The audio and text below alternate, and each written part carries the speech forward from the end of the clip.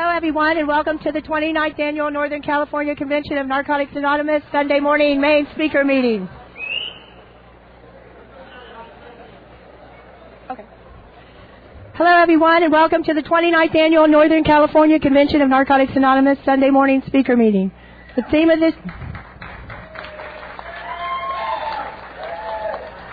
this year's convention is No Matter What.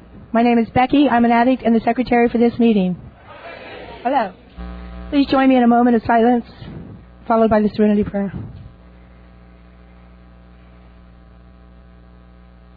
God, grant me the serenity to accept the things I cannot change, courage to change things I can. We extend our warmest welcome to everyone attending the 29th Annual Northern California Convention of Narcotics Anonymous.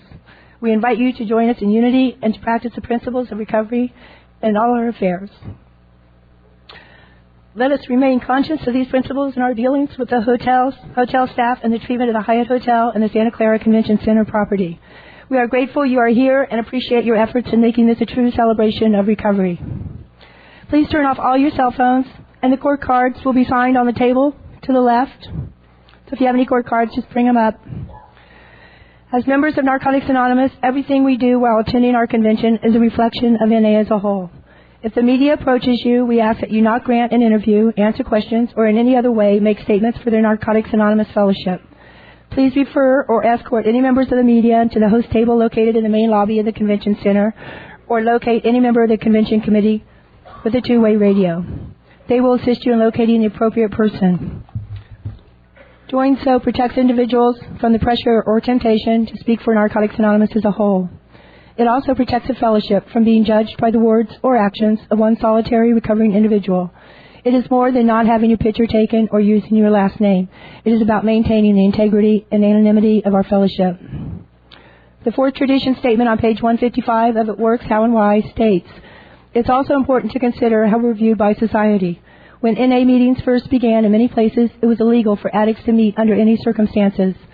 Even where meetings are legal, the public often views groups of addicts with alarm. Until NA has established a good public reputation, it may be difficult for addicts to find meeting places. If our behavior as NA members is still destructive and selfish, we will once again have difficulty meeting openly. We help protect our reputation as a fellowship when we use our meeting facilities with respect, keeping them clean and in good repair. We should take care to act like good neighbors, conducting ourselves respectfully. If the public reputation of Narcotics Anonymous is somewhat impaired, addicts may die. The eighth concept of our 12 concepts for NA service states, our service structure depends on the integrity and effectiveness of our communications. It is a group conscious of NCCNA that certain people have been chosen to do our readings as written. We feel that we need to respect our readers and our spiritual principles as stated in our concepts, traditions, and steps, specifically by allowing them to be the sole means by which the message is communicated. We ask that you do not add, make comments, or verbally participate in any way during the readings, as we feel it detracts from the effectiveness of the message being delivered by the reader. And now Kevin A. will read Who is an Addict. I'm Kevin, I'm an addict. Hello, my friends. Who is an addict? Most of us do not have to think twice about this question. We know. Thank you. Our whole lives, and thinking it was created and centered in drugs in one form or another, the getting and using and finding ways and means to get more. We live to use and use to live. Very simply, an addict is a man or a woman whose life is controlled by drugs. We are people in the grip of a continuing and progressive illness whose ends are always the same: jails, institutions, and death.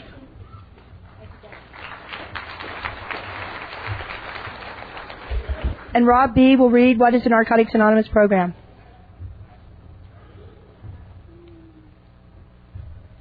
My name is Robert. I'm an addict.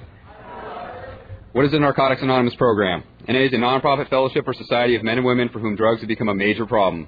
We're recovering addicts who meet regularly to help each other stay clean. This is a program of complete abstinence from all drugs. There's only one requirement for membership: the desire to stop using. We suggest that you keep an open mind and give yourself a break. Our program is a set of principles written so simply that we can follow them in our daily lives. The most important thing about them is that they work. There are no strings attached to NA. We are not affiliated with any other organizations. We have no initiation fees or dues, no pledges to sign, no promises to make to anyone. We are not connected with any political, religious, or law enforcement groups and are under no surveillance at any time. Anyone may join us, regardless of age, race, sexual identity, creed, religion, or lack of religion. We are not interested in what or how much you used or who your connections were, what you have done in the past, how much or how little you have, but only what you want to do about your problem and how we can help. The newcomer is the most important person at any meeting because we can only keep what we have by giving it away. We have learned from our group experience that those who keep coming to our meetings regularly stay clean. And Barbara R. will read Why Are We Here?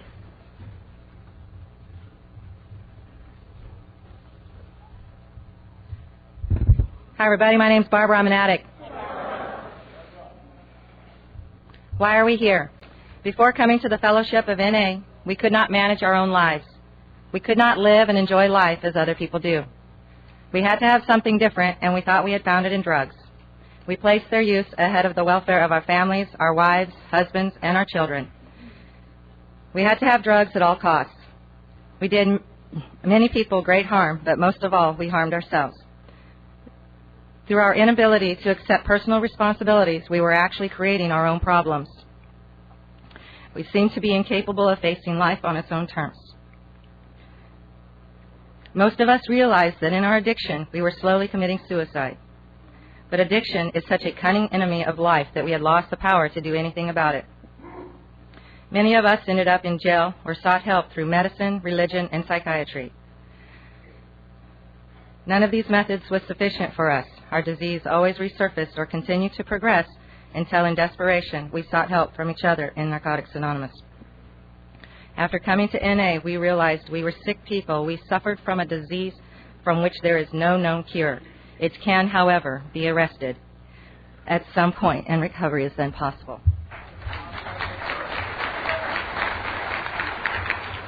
Michelle R. will now read How It Works.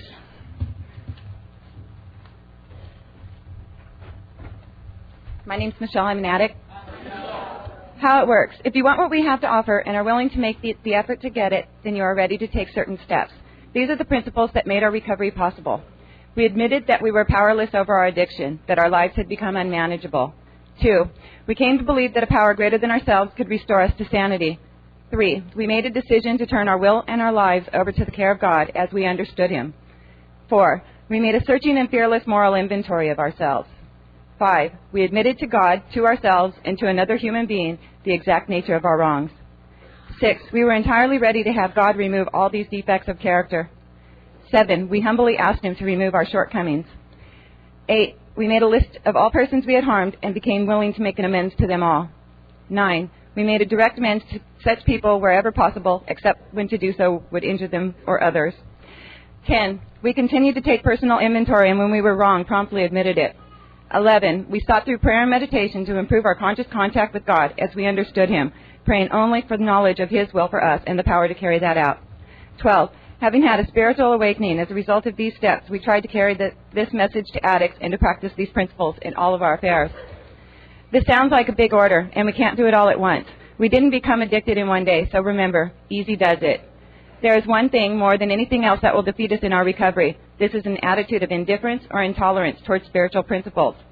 3 of these that are indispensable are honesty, open-mindedness, willingness. With these, we are well on our way. We feel that our approach to the disease of addiction is completely realistic, for the therapeutic value of one addict helping another is without parallel. We feel that our way is practical, for one addict can best understand and help another addict. We believe that the sooner we face our problems within our society in everyday living, just that much faster do we become acceptable, responsible, and productive members of that society. The only way to keep from returning from active addiction is not to take that first drug. If you are like us, you know that 1 is too many and 1,000 is never enough. We put great emphasis on this, for we know that when we use drugs in any form or substitute one for another, we release our addiction all over again. Thinking of alcohol as different from other drugs has caused a great many addicts to relapse. Before we came to NA, many of us viewed alcohol separately, but we cannot afford to be confused about this. Alcohol is a drug. We are people with the disease of addiction who must abstain from all drugs in order to recover. Donna C. will now read the 12 traditions of NA. My name's Donna. I'm an addict.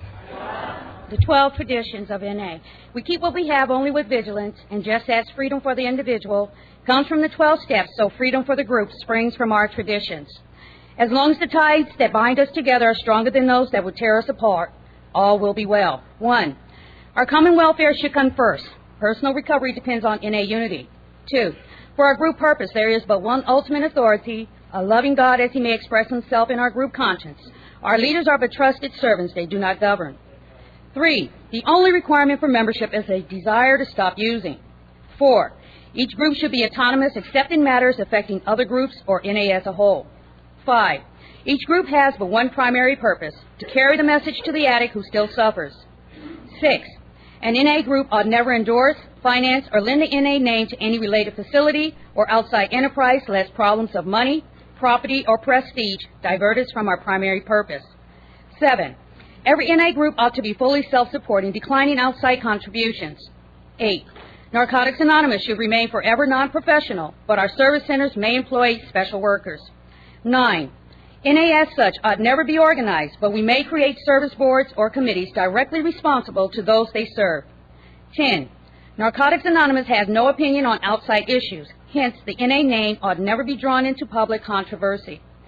11, our public relations policy is based on attraction rather than promotion. We need always maintain personal anonymity at the level of press, radio, and films. 12, anonymity is the spiritual foundation of all our traditions, ever reminding us to place principles before personalities.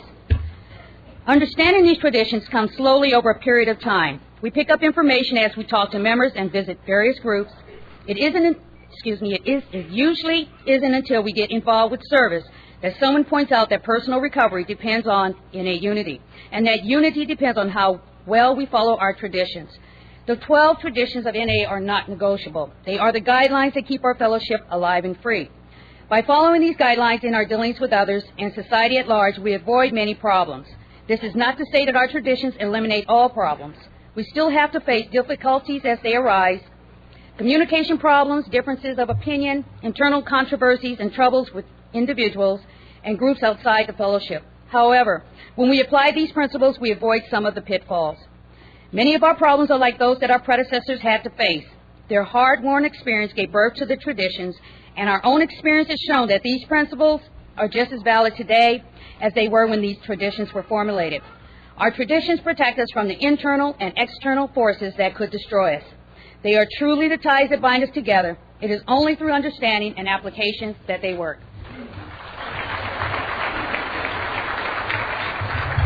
Chandra M. will now read We Do Recover.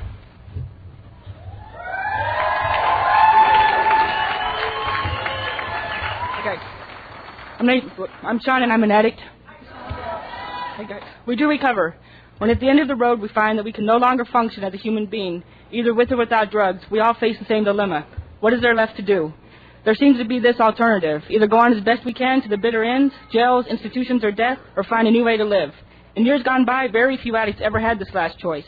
Those who are addicted today are more fortunate. For the first time in man's entire history, a simple way has been proving itself in the lives of many addicts. It is available to us all. It is a simple, spiritual, not religious program known as Narcotics Anonymous.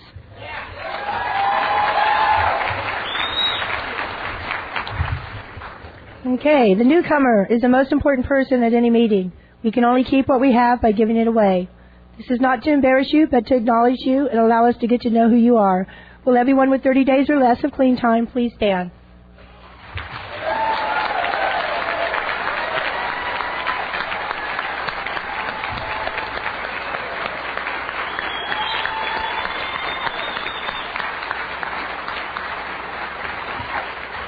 Thank you. At this time, I would like to introduce our speaker for this morning, Roseanne S. from the Utah region.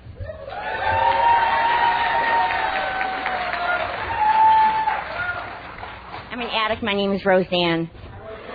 Can you hear me back there? Hi, no? Okay, do I need to scream? Can you hear me now? Okay, good morning, everyone. Again, I'm an addict, and my name is Roseanne. And I want you to know I am so excited to be here this morning. I can't tell you how much, but you're going to feel it, because you're going to feel my energy this morning, just like I'm feeling yours right now. I'm not sure where I'm going this morning. I do know that there's a few things that I always share. It's just part of my story, and I share it. But I don't have like a pat pitch, so to speak. First of all, I want to take care of some really important things, and I want to thank the committee for inviting me to come out to share with you all. This truly is a miracle for me, and when you hear my story and where I come from, you know it's a miracle. You know, the committee has been so gracious and so welcoming, and I have felt like a star all weekend, and I just want to acknowledge that. And I love my room. I love my bed. It's real comfy and cozy, and, you know, there's some perks to being a speaker. It's really great, you know.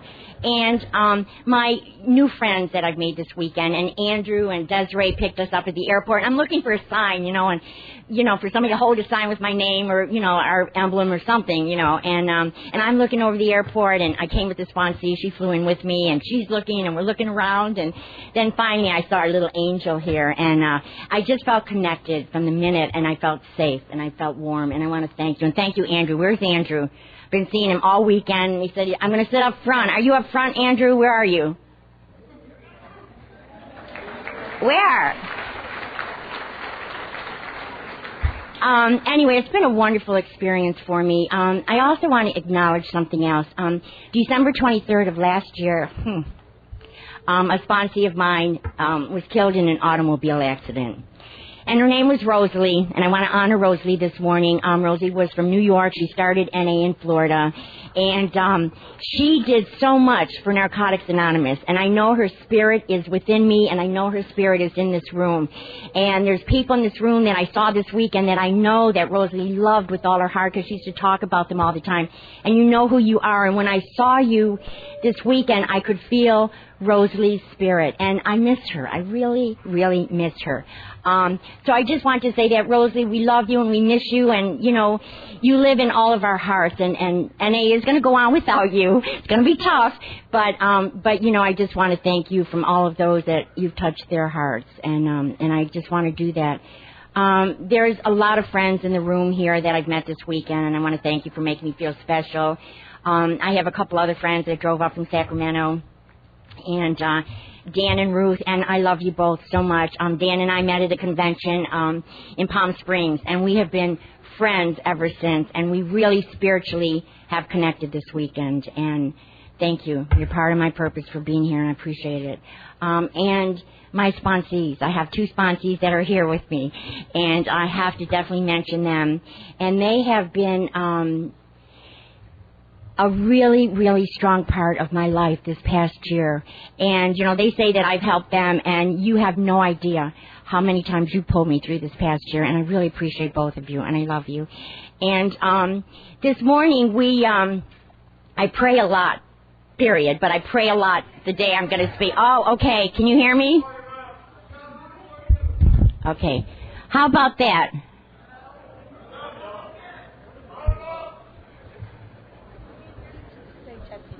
Testing. I'm testing.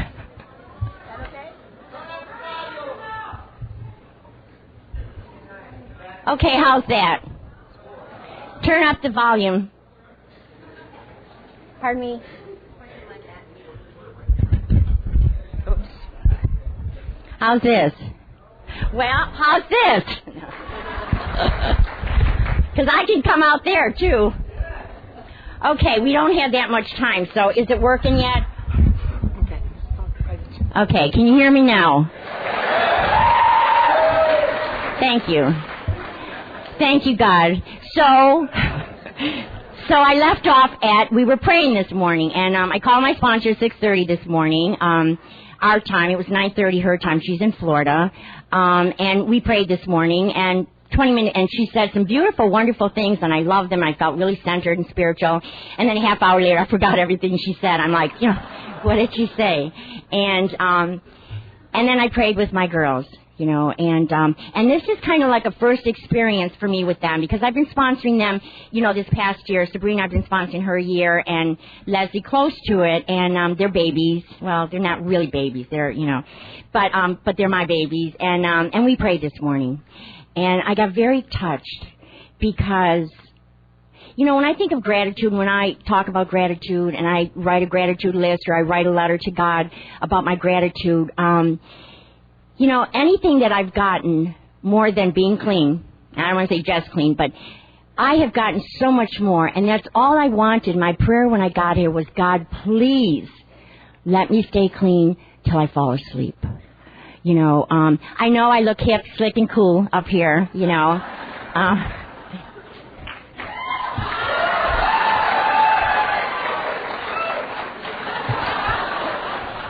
I learned this from the sisters, the choir. I learned this from, I don't know, my girls, you know. But, you know, I've talked at a meeting, and then also when I got here, I prayed with some people. So I really feel filled with the Spirit, you know, and it wasn't always like that. When I got to Narcotics Anonymous, my spirit was dead. There was just a tiny breath of something in there, willingness. But the spirit wasn't ready, the light was not ready to go out. It was still in there, but I didn't know it was in there. I felt dead. And I was going to go somewhere, but I forgot, so I'll go somewhere else, you know. I do that a lot. Oh, yeah, I was hip, slick, and cool. No. I was at a meeting once, and I shared, and after the meeting, this biker guy came up to me, and he said, you know, I walked in the meeting, I saw you sitting up there, and I thought, oh, no, screw this, another Susie Sunshine. He said, you know, and I was just going to leave. He said, I was mad I came to this meeting. I was going to go to another meeting, and I don't know why I came here, and then I saw you, and I was going to leave, and I couldn't leave because I had some sponsees here, and he said, but I just thought, you know what, this woman has nothing to tell me, you know. And he said, I thought maybe you took a few Valium and you know, smashed your husband's Mercedes. If only I had a husband with a Mercedes. But, you know, and drank a few martinis, and that was it. Well, I can tell you all, that is not my story. And I said to him, so what got your attention, you know? And he says, the minute you said you got your GED in the penitentiary...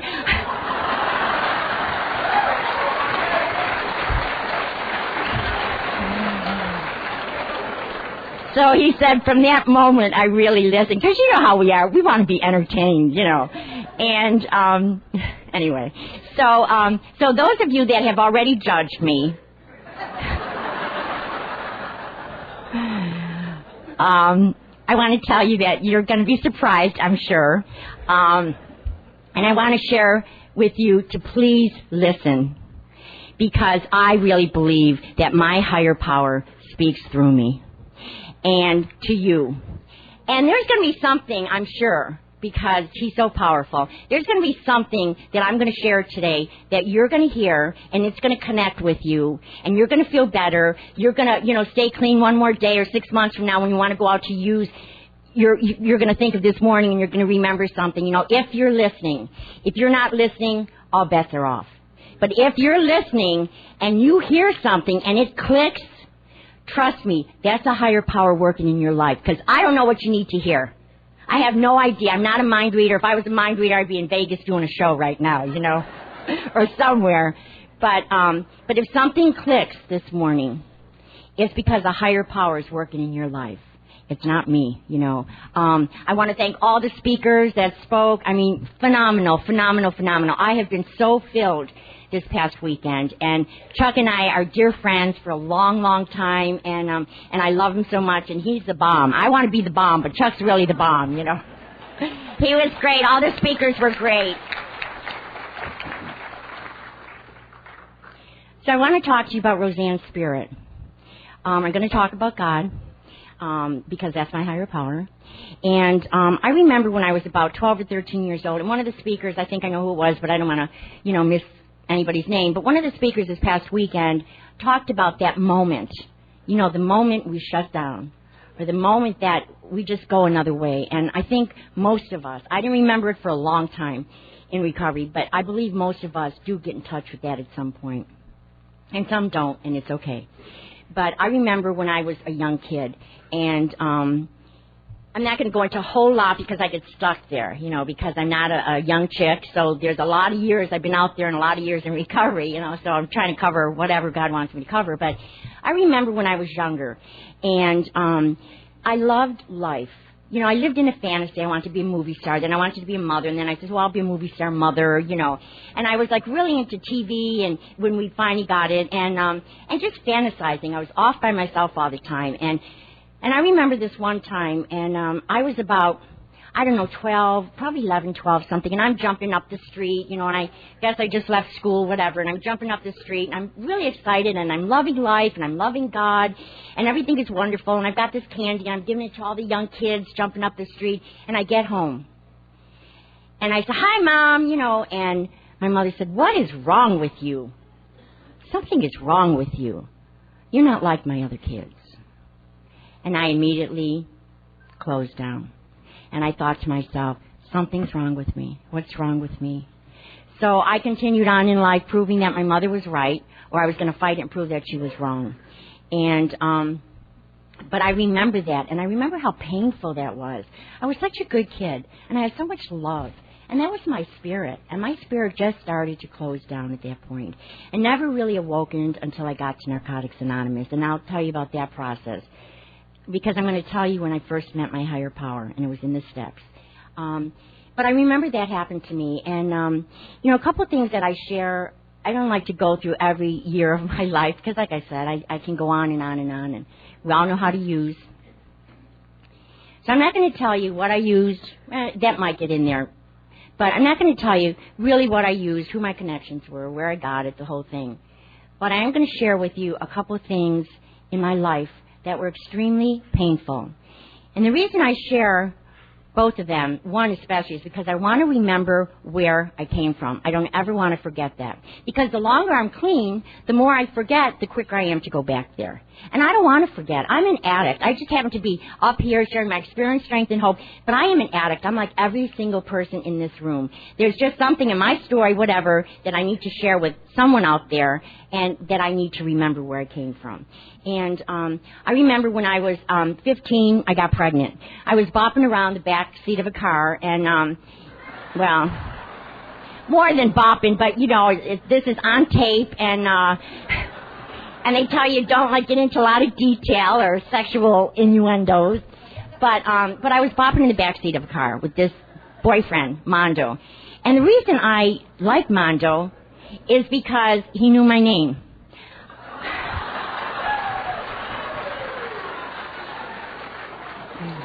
Now, for those of you that are laughing, you've either had a Mondo in your life or a Monda, you know. But I remember being at this bar. I was like 14 years old, and they snuck me through the bathroom window, and I was drinking. I didn't feel a glow. It didn't take it all away, whatever. I got sick. That's what I did. I got sick, and they never wanted me around anymore. But I remember sitting in the back room, and Mondo was at the bar, and I was in the back room, and he looked at me, and I had seen him around school. He would hang out at the school. He was older than I was, and he looked at me, and he waved, and he said, "Hi, Roseanne." And I thought, wow, he really digs me, you know. So at that moment, I made a decision. I would do anything for this man, and I did. But, so, you told me to have fun, Becky. Somebody told me to have fun this morning. So anyway, so I got pregnant, and I went to Mondo.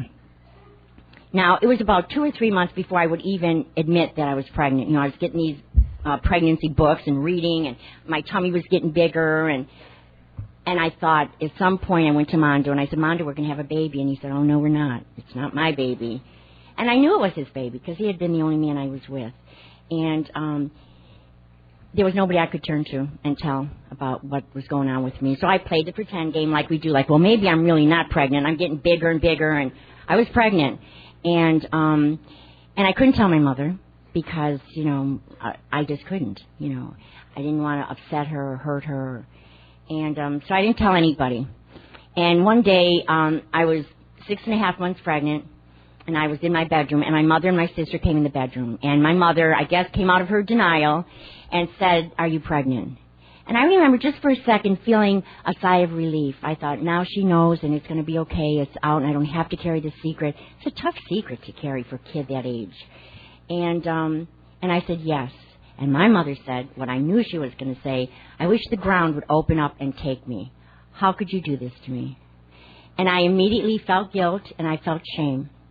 And I carried that with me throughout my life until I got into the rooms of recovery this last time and started doing some work. And one night, so my mother immediately called a doctor. They got an attorney. Nobody asked me if I wanted the baby, who the father was, nothing. The baby was going to be adopted. And I just went along with the program. And if I had a choice, I didn't know I had a choice at the time. And so a couple weeks later, I was watching the Ed Sullivan Show. Now, many of you do not know who Ed Sullivan is. And I realize that. But you do know who Elvis is.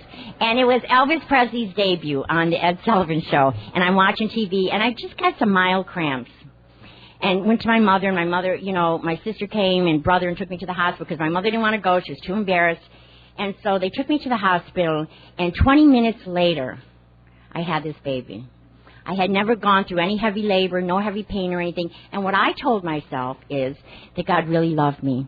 And even though I was this bad girl, God really loved me because the neighbors never found out. And a wonderful family, I was sure, was going to take this baby. And I'd go home and pretend nothing ever happened. And because that was my mother's plan. And that's what I did. And I used behind it for years. And I can tell you, one of the reasons I tell this story is because it's part of my story and it's a significant part, as you will see. But I also tell you, because one time I told this story, someone came up to me after meeting. And they said, you know, I was adopted. Because I tell also, this is an important part, what I tell is that my arms literally ached. Literally, they hurt to hold this baby. And that day, I loved that baby more than anything in the world. And I say that because I know there are people in this room, because people have come up to me after meeting and said, thank you so much. I thought my mother gave me up because I did something wrong or something was wrong with me or she didn't love me. Now, I don't know your mother's experience, but I can tell you mine. And I believe every mother, and probably every mother sitting in this room, loves their child. For whatever circumstance happens later, you know, I don't know your story, but I can tell you my experience, and hopefully my experience will give some of you some hope. And so I carried that for a long time. You bad, no good person, you gave a baby away, and I had a daughter, and I never saw the daughter. They immediately came and took her. And my mother said, now I was home, and she said, we're never ever going to talk about this again. And you know what? I never ever talked about it again to my mother. And I have done enough work, and I'll probably share, when I did a mother inventory, I forgave my mother. And when I forgave my mother, I forgave myself, because I wasn't a good mother either. And that's how this works. You know, I'm going to go through some of the steps, but right now I want to talk about 6 and 7 because I've been like working on it with some people, and when I work on it with them, I work on it myself too. And I just think the biggest part of steps 6 and 7 is really getting to look at our behavior. The things that we did that got us here, the people that we hurt. You know, it's not to beat us up and make us feel like bad people, but so we can look at it. We need to see stuff. I mean, if you're like I am, and I've worked with a lot of addicts and I have a lot of friends, we need to see this stuff. Show me, you know, before I can move on. But I really think steps 6 and 7, because it's been my personal experience and experience working with others, is that after you do 6 and 7, as you go through the steps, I say to them, the first step, be careful, because there's a lot of stuff that's going to happen in your life that's going to direct you to be honest. Second step, be careful. There's going to be a lot of insanity that goes on around us to show us that second step. And I believe that's how the steps are. Different things happen. God puts different things in our life to show us, and we learn from that. But I really believe that in steps 6 and 7, you know, I got to my character defects and everything and looked at this and prayed and worked on it and had little, I'll get into it later what I did, but I know that then I started seeing everybody else's character defects. Because, one, I definitely didn't want to look at mine, because now they were all out there, and I had to do something. So what do we do when we don't want to look at ourselves? We look at you. And I feel that when we do that, we need to forgive. If I'm working on step 6 and 7, and I see that I'm obnoxious, and I'm judgmental, and I'm a taker, and I have a friend in front of me or an acquaintance or whatever that I see that stuff in them, I need to forgive that. Because, see, I need to forgive it in myself. And that's how this program works for me. If I want compassion, if I want you to have compassion for me, I better give it to you. And give it to you first. If I want you to love me, I better love you. You know, and I don't know why I jumped there. Somebody out there needed to hear that, me too. But, so there was me, you know, having this baby, giving it up for adoption. And the other part that I talk about is one of the lowest parts. I've hit so many bottoms, I can't even tell you so many, as we all have. One of the bottoms I always talk about when I share is a bottom that I don't ever, ever, ever want to forget. Because I don't want to go back there. I love recovery. And I love Narcotics Anonymous. And, but I was in my early 30s. And I'm going to tell you how old I am and all that stuff. We're going to get there. My clean date, you know, because I think it's important. It was important for me when I was a newcomer. I wanted to know how old people were, I don't know why, and what their clean date. And I'll just get it out of the way now. My clean date is October 21st, 1981, 10/21/81.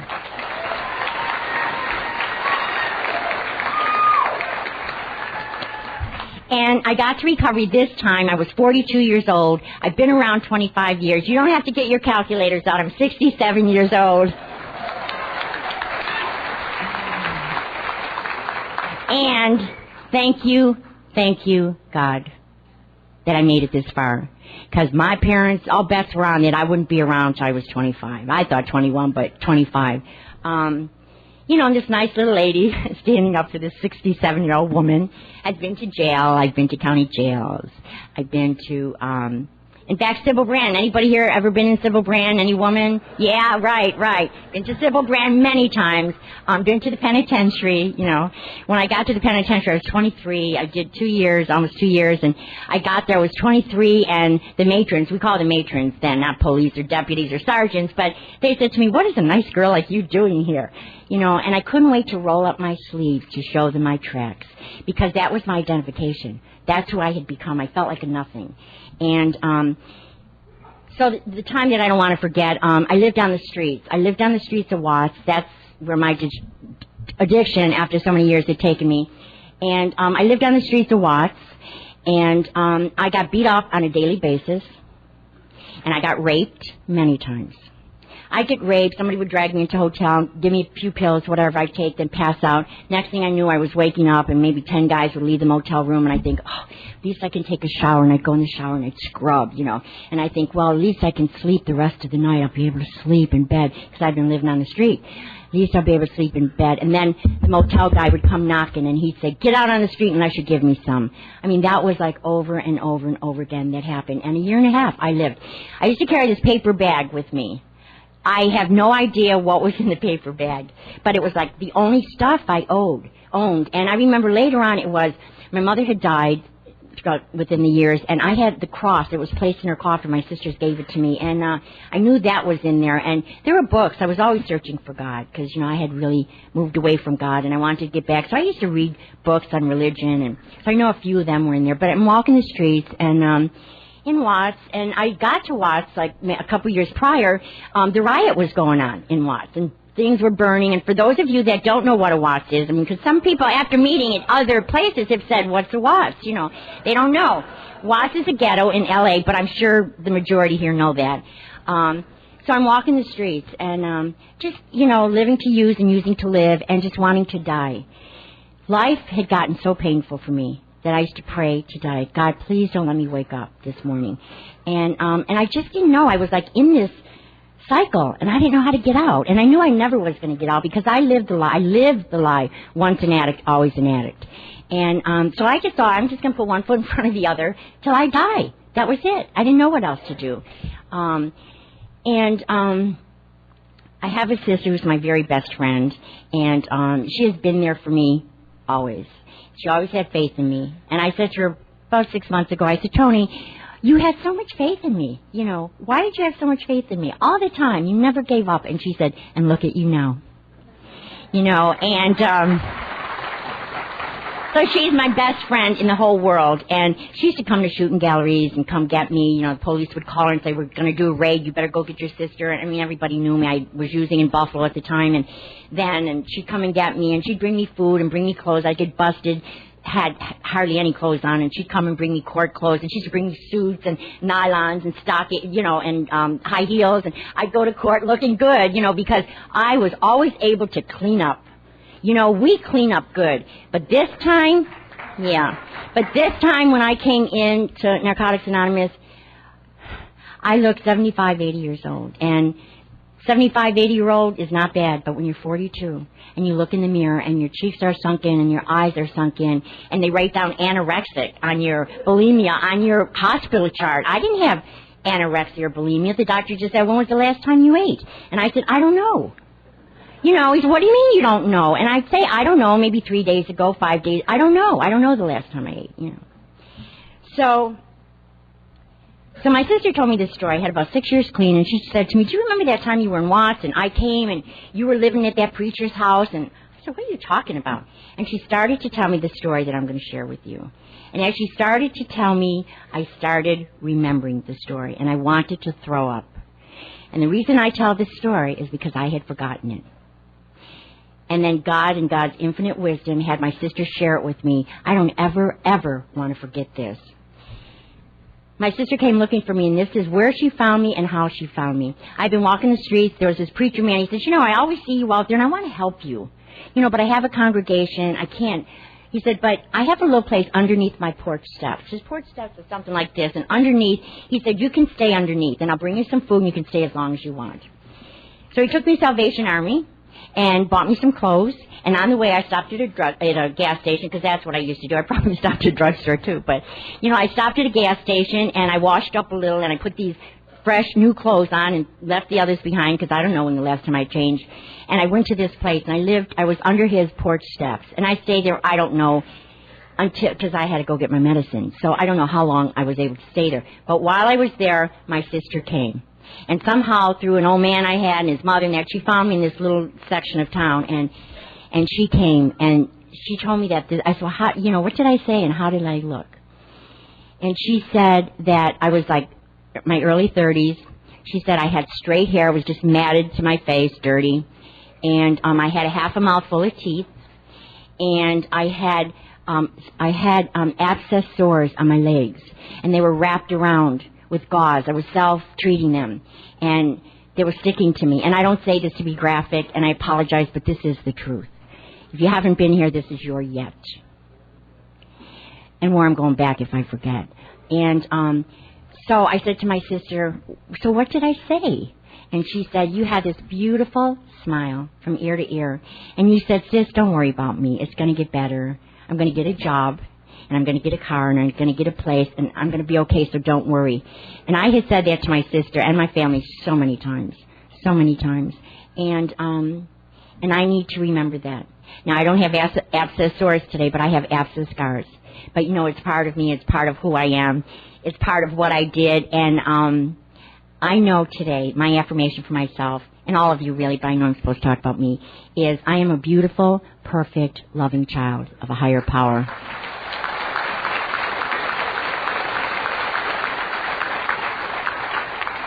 And I'm filled with confidence and happiness. I'm happy. Did y'all read just for today? Happy. What is happy? Is a feeling. You know, we can be happy all together in this room, in spite of the war that we've been through. You know, the war is over. Newcomers, the war is over. And anyway, I want to take remember where I left off. I want to take time to recognize those of you that have been here under a year. Under a year. Please stand up. Pay attention to who these people are.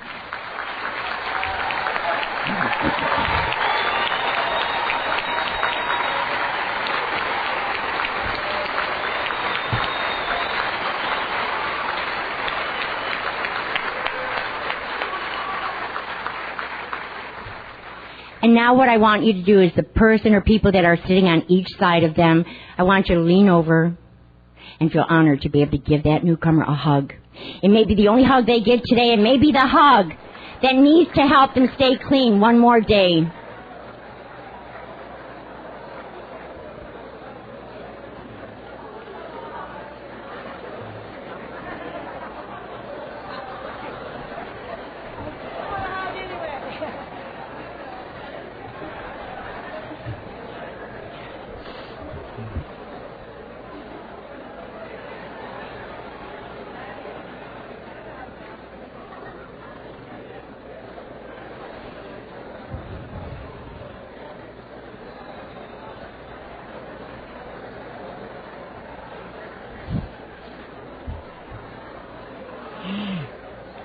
So we have all kinds of meetings going on right now. You rock, honey. You do.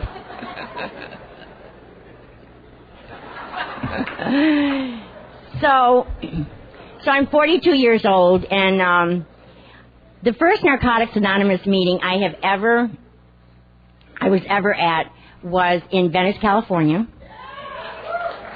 and it's called Saturday Night Live, and it's still going on. Now, I will tell you, I got to this was in the 70s, late 70s, and a couple people that are around, our heroes here in Narcotics Anonymous that really kicked this thing off for all of us and kept coming back and still keep coming back, they were at that meeting. And every time I see them, I hadn't seen them for years because I left California after a while and moved to Florida, and then I started seeing them, and they just shook their head. They couldn't believe that this was the same person they had seen then, you know. But I remember going to the meeting, and oh God, it seemed to be such a big meeting for me, and I don't know how I got there. It's probably bussed in from some halfway house or something, because I've been in plenty of halfway houses, three-quarter way houses, jails, you know, institutions. Here I am, and I'm the poster child, and so I go in the room and I'm checking out all these guys, and there are some really fine men in that room. There's some fine men in Narcotics Anonymous, let me tell you. Young, old, you know, they're fine. You guys are fine.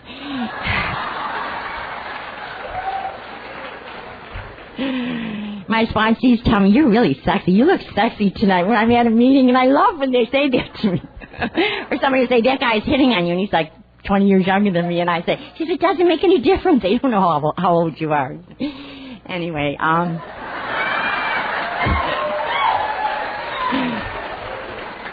think my face is red, and it's not the reflection of this. But anyway, so I forgot where I was at. Before that, I forgot. What can I tell you? It's okay to forget. People much younger than me forget, you know. Chuck, where was I at? Venice, the meeting. Thank you so much. See, people in the front row really pay attention. Thank you. So I'm at this meeting, and I'm checking out all these guys, and some of them had cars, and it had been a long time since I've been with the guy with the car, and so I'm just checking them out, you know, and I'm just waiting to see which one's going to hit on me first, and which, you know, what guy I'm going to leave the meeting with. Never heard anything that was said, you know, just, and these women kept coming over to me. The men kept coming, sending women over to me, giving me their phone numbers, and I thought to myself, these guys think I'm gay. That's what. True story. You know, and, you know, so I took their phone numbers. No.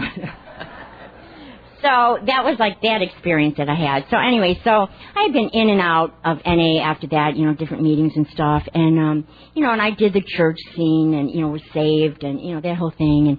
And I'd been to a lot of 28-day programs. And I just never, and I knew how this worked.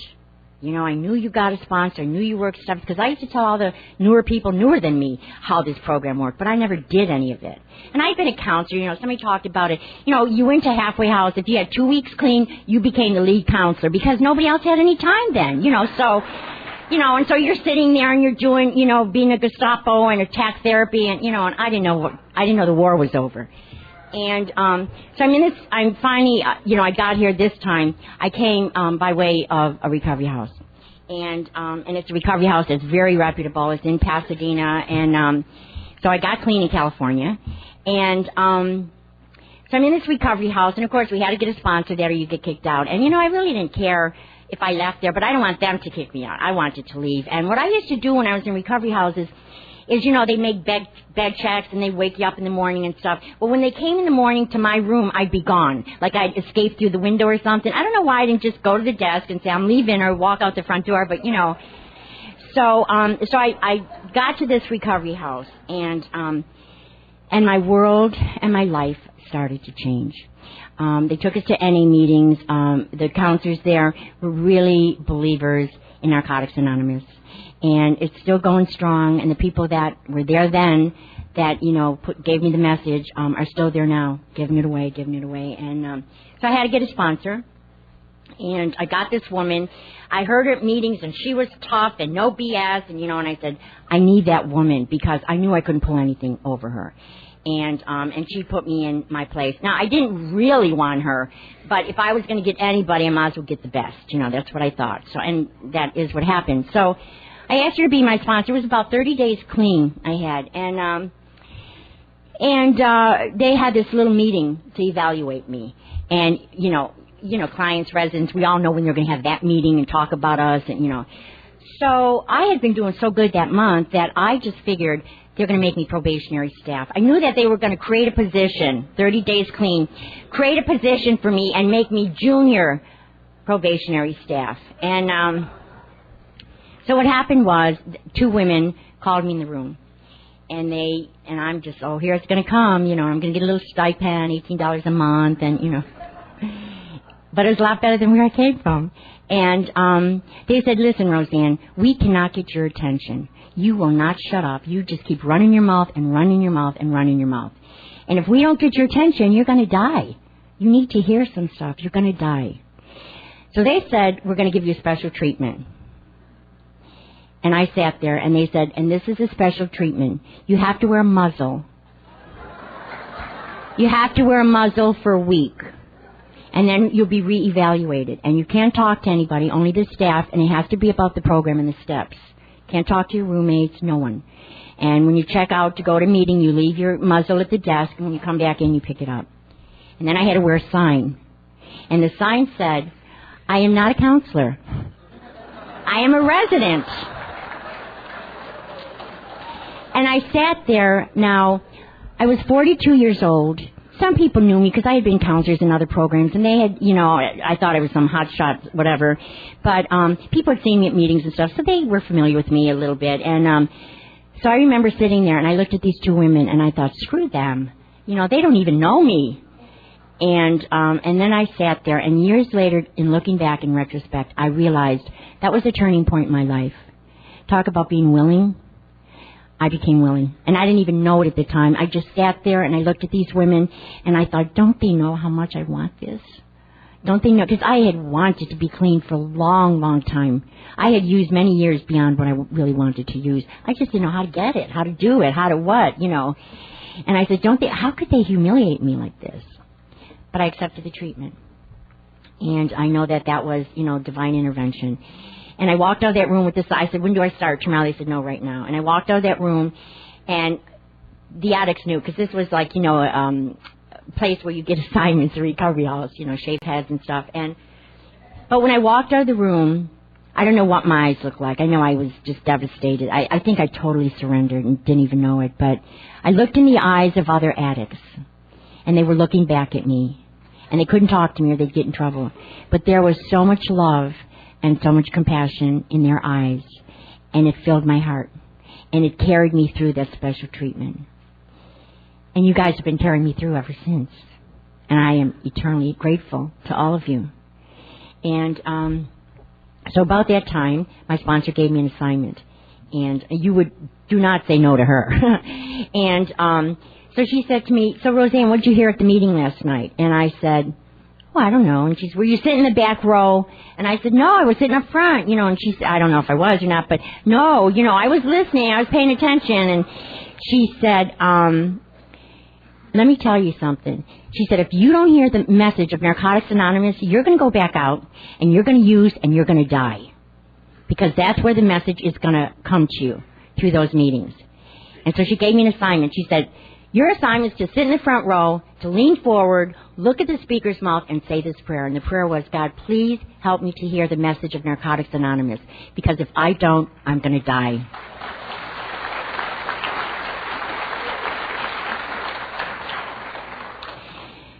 So the next meeting I went to, I sat in the front row. I leaned forward, because around that point, I wanted to live more than I wanted to die.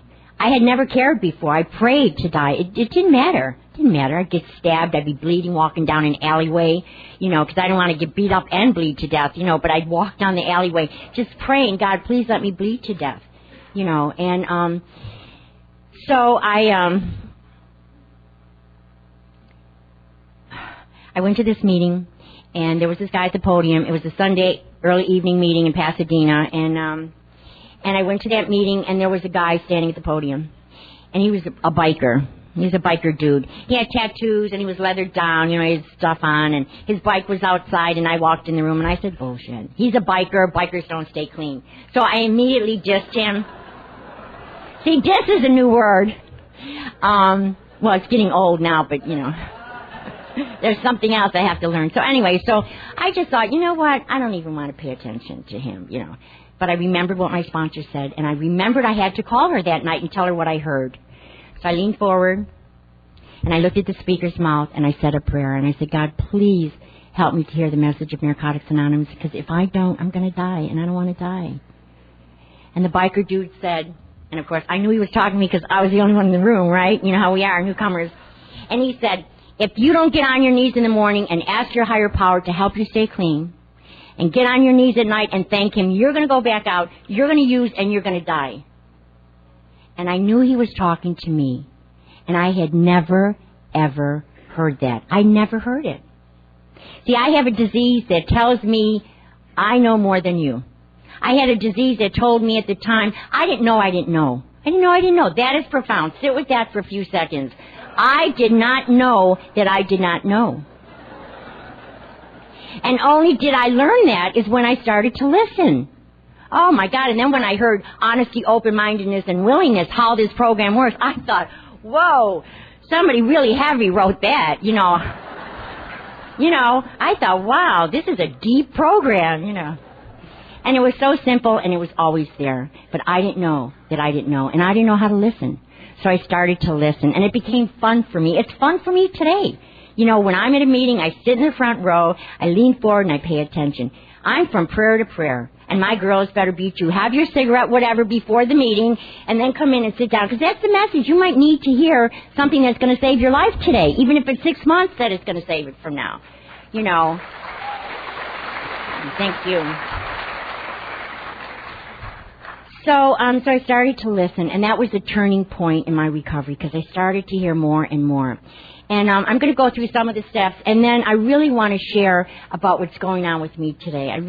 There's so much that I want to share with you. And so my story changes a little bit for people that haven't heard me in a while, but it's all good.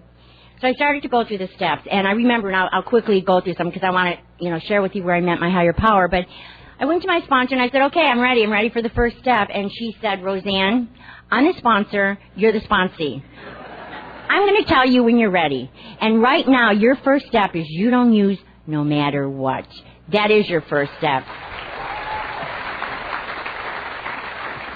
And I've been doing it perfect ever since.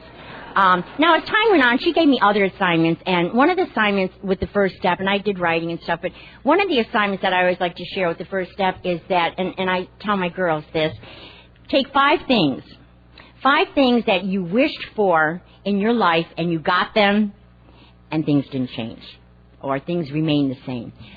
My 5 things were, I just knew when I had that guy in my life, everything was going to be all right. And I got the guy in my life, it wasn't all right. Then I just knew when I left home and moved out, everything was going to be perfect. And I moved out and everything wasn't perfect. So I went on with my list. And what my sponsor was trying to show me and what I learned from that, I don't know what she was trying to show me, but what I learned, because our sponsors, I think, want to show us one thing, but we learned something else. But it doesn't matter. We learn what God wants us to learn.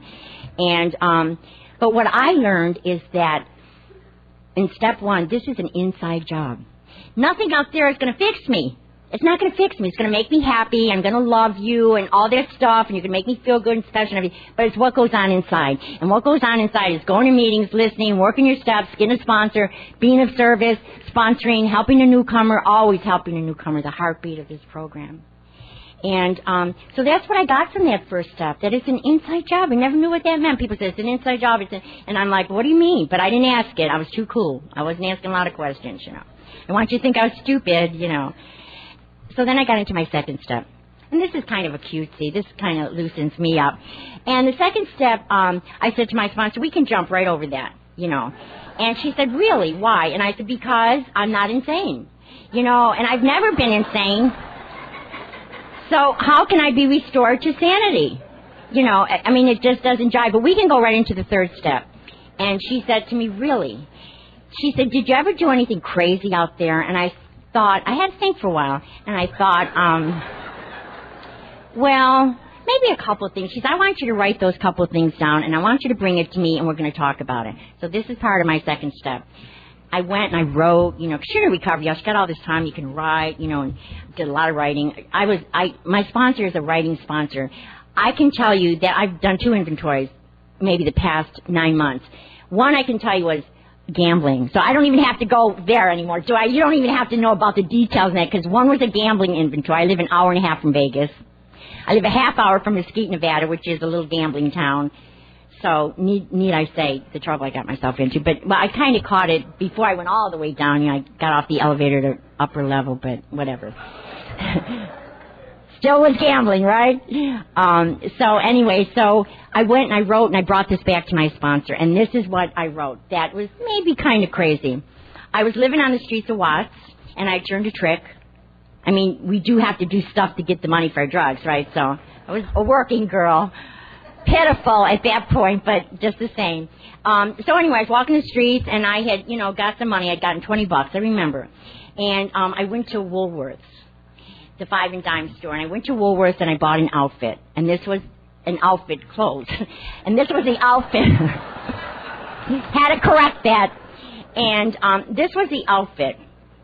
I'll tell you what the outfit was. But the next part of the story is I'm standing on the corner of Central Avenue, some part of Watts, I'm standing on the corner. It's 5 or 6 o'clock in the morning. Some dude gave me a couple bags of pills to sell for him. He did not know me. He could not have known me to give me something to sell for him. And I had one boob filled with one and one the other, and one was uppers, one was downers. And before the middle of the night, I had taken half of each, and I didn't know whether I was going up or coming down or, And so I'm standing I'm walking down the streets of Watts on Central, and a police car pulled up. I was going to say pulled me over, but I was walking. They pulled over. I did a lot of walking. That's why I hate to walk today, but no. So they pulled me over, and the cop said to me, get in the back seat of the car, and I said to him, excuse me, officer, what is your probable cause? He said, my probable cause is you get in the back seat of my car. But I would tell you the outfit I had on. I had a pair of red hot pants. I want to see how she does this. I had a pair of red hot pants on that were really, really short and hot. And I had... Let me tell you, they were red. Red must be my color in life, Fire. Sexy.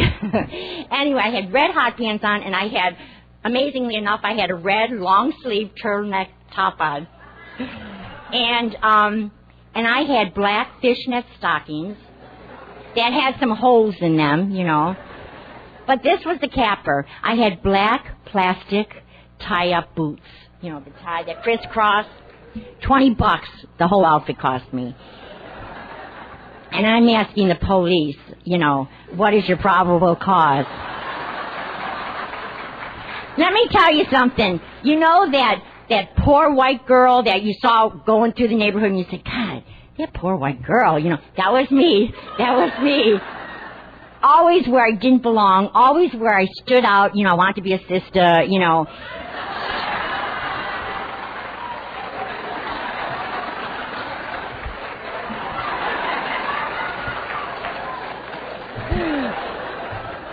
What did Arsenio do? Ooh, ooh. See, I'm with it. Anyway, so I took that back to my sponsor, and I read it to her, and I said, you're right. There's probably a little insanity going on there, But it was the tip of the iceberg. Of course, the second step over and over again has taught me that I have a disease, and my disease is one of insanity, and it sits right here. And it talks to me all the time. My disease does not sleep and get up 5 minutes before me, or I get up, whatever. My disease never sleeps. It's doing push-ups. It's in this meeting, trying to get me to forget what I'm talking about. But see, y'all don't let that happen, because there's a spirit. There's a spirit in this room. And so I went on to my third step, and my sponsor had me write a third step prayer, and it was my own personal prayer. And I wrote it, and then I erased it, and I wrote again, and I tore it out. I wanted it to be perfect. And I went to her house, and we got on our knees, and I did my third step prayer. And then it got time for my inventory.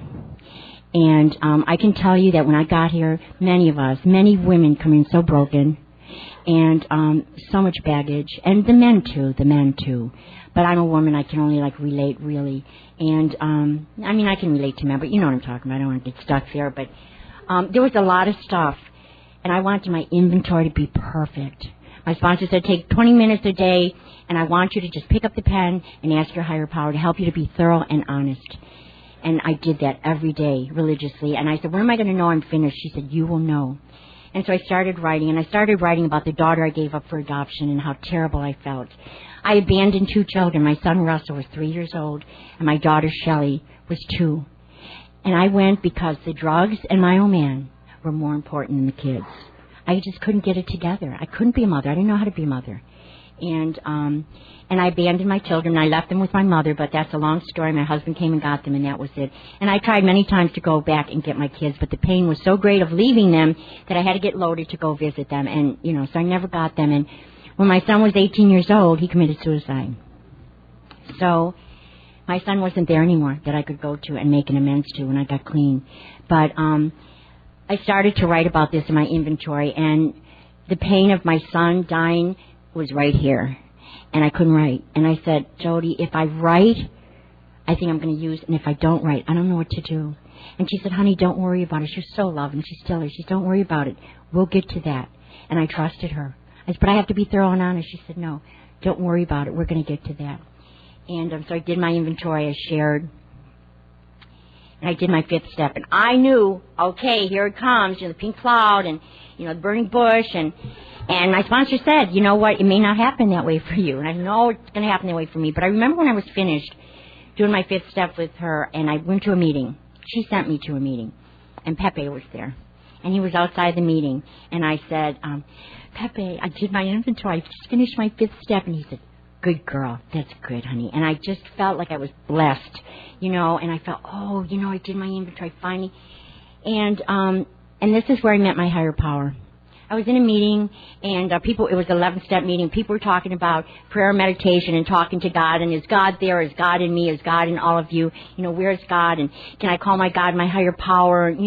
What's it all about? And I was sitting there, and I was listening. And I was listening to everybody talk. And I was listening about their confusion. And I sat there, and all of a sudden, a feeling just came over me. And I felt my higher power. And from that moment to this day, and I feel God in this room right now, And if you don't, when we take that moment of meditation tonight, just feel, and you'll feel a presence in this room. And I've never questioned God ever since. I don't play with that. I know that God is within me because God's evolved. As I grow, God has gotten bigger, and He's in all of you. He's in your hugs. He's in your kisses. He's when you ask me for a phone number, when you hug me and give me that extra little squeeze or say, Roseanne, we love you, or when you clap. Just being there for me, that's my higher power. God is so big and so wonderful, and I know that. God isn't a newcomer. You want to feel God? You want to feel special? You reach out to newcomer and you hold them. Don't hug and run, drive by. Is that what you call it? Or, hold them for a while because you never know the energy that's going between you. And you might be the only person that has held them. When we're out there using, we don't touch people. They don't, stay away, So I started to, I need to wind down. So I started to go through the steps, and I just want to tell you another thing about, that's where I met my higher power, but the thing about my son Russell, and when I did my 8th step, so I did my 5th step, my 6th and 7th, I, listed my character defects and shortcomings and worked on them and stuff, and Jody just said, Roseanne, it's going to take a long time, honey, don't even worry about that. I was beating myself up so much, I didn't have to concentrate anymore on any more character defects, I was this bad, rotten, no good person. And at 6 years clean, I was reading the basic text, which I had read before, and I read this line, and I want you to really hear it and use it and apply it. I love this guy, just leaned forward. Right on. And I read this line in the basic text, and it says, we were not hopelessly bad, but we were critically ill. And I had 6 years clean, and I read that, and I internalized it, and I thought, you know what? I'm not a bad person. I was sick. I had the disease of addiction. I am not a bad person. We are that perfect, loving children of a higher power. And I'm going to tell you how special we are. Doctors go to school, spend thousands and thousands and thousands and thousands of dollars, the rest of their life paying their school loans and stuff. Thousands of dollars, thousands of hours, thousands of traveling, thousands of studying, on and on and on, to help save lives. We come into Narcotics Anonymous and we save lives here. That's how special we are.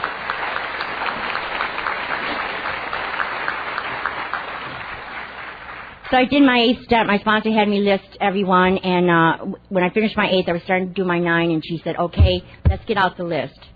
And the first person on the list was my son, Russell. And what she had me do was a son inventory. And I'm sharing this because this is how the steps work and how healing comes through the steps. I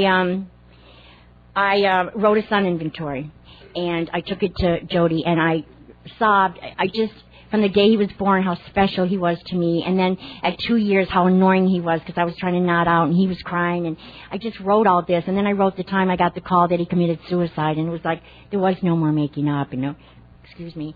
And I wrote all this. And I took this inventory and I shared it with my sponsor. And I cried. And I felt everything all over again. And she said, okay, Roseanne, now it's time to write Russell a letter. And I went home and I wrote this beautiful letter. And this was a letter.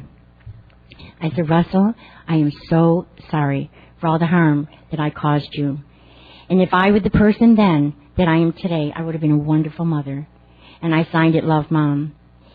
And I read this to her. And as I read it, a feeling came over me.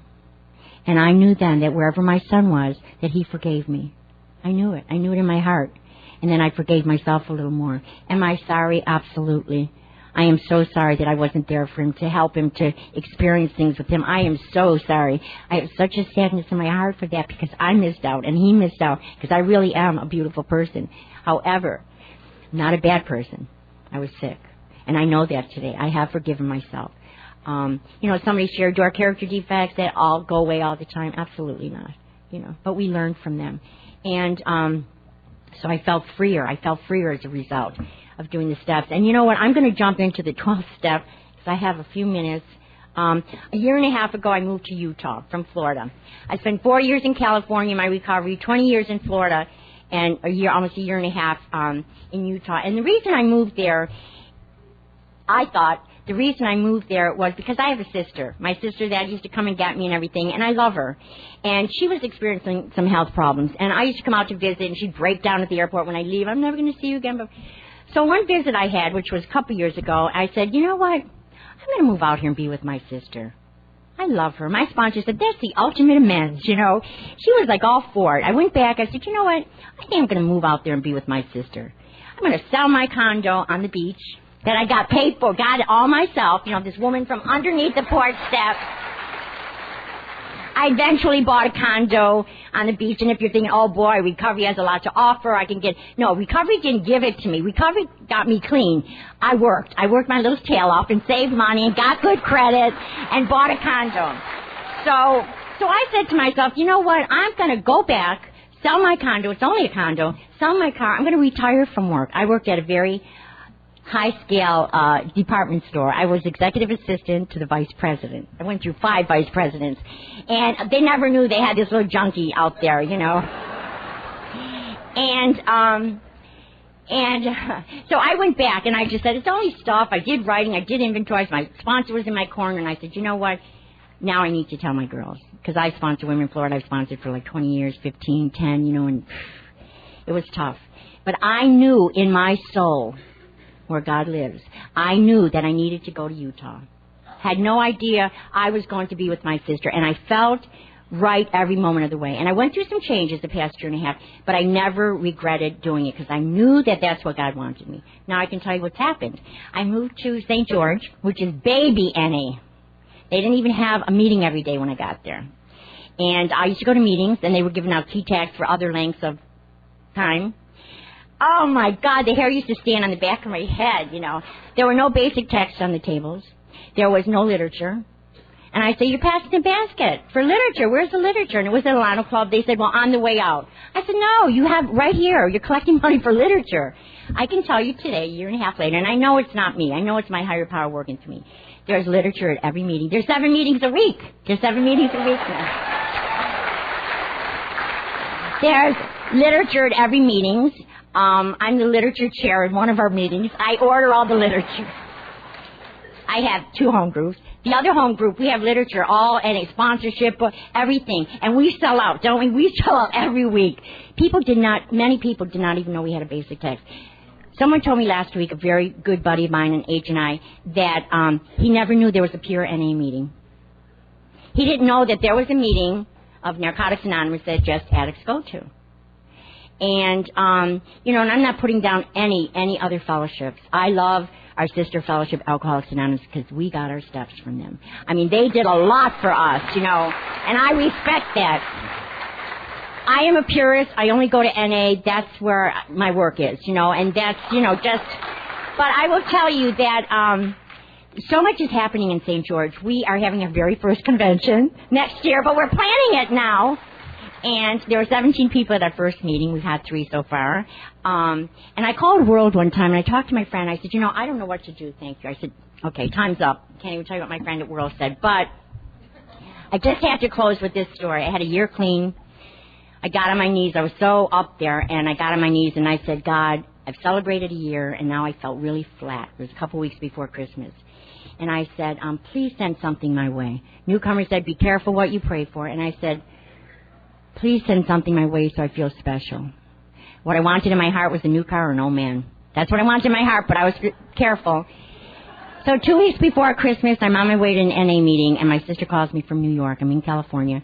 And she said, you received a Christmas card at our brother's home, and I want to read you the card, but sit down. So she read me the card, and the card said, I'm taking the first step at finding you. I need to know that you're out there.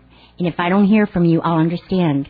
You won't know me by name, but maybe you remember September 10th, 1956, and it was signed Annette Rose. It was the daughter I'd given up for adoption.